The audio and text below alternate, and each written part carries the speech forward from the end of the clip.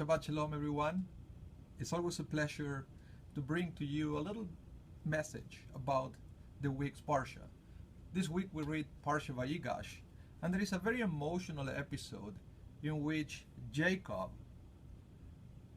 is notified that his son Joseph was actually alive. They were separated for 22 years, in which Jacob thought Joseph was dead. And now he heard the news, the wonderful news, that he was not only alive, but he was a very important person in the land of Egypt. Now, the Torah says the spirit of Jacob revived. The spirit of Jacob revived. And Rashi explains this verse by saying, the spirit of God actually returned to Jacob. What is Rashi trying to teach us here? I believe that what Rashi is saying is that during these 22 years that father and son were separated, that Jacob thought that Joseph was dead, he observed excessive mourning, and that produced a separation between Jacob and God. God's presence did not accompany him because he was not able to let go. He was not able to overcome the loss of his son. So what we all can learn from here is that mourning, it's okay, but there is a time to mourn. And eventually, if we insist on extending that mourning for excessive amount of time, what we are doing is we are separating ourselves from God's presence.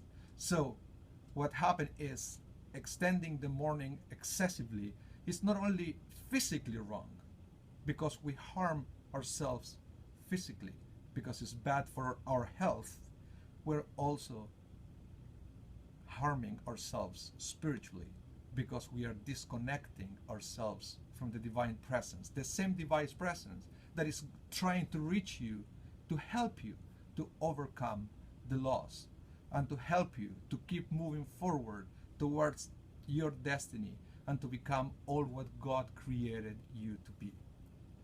So this Parsha is an invitation to let go of all the things from our past that they are actually blocking ourselves from reaching our true destiny. It's an invitation to lift that veil that is covering the presence of God, that is trying to be present in our lives, but we don't let it be present in our lives because we are stuck or something that passed perhaps many years in the past, many years ago, and is blocking us from reaching our full destiny. So remember, the Parsha says, the spirit of Jacob revived. The spirit of God returned to Jacob. Why don't we let our spirit revive? And why don't we let the Spirit of God return to our lives to help us keep moving forward and to achieve our true destiny and to become all what God created us to be? Shabbat Shalom. I hope to see you soon.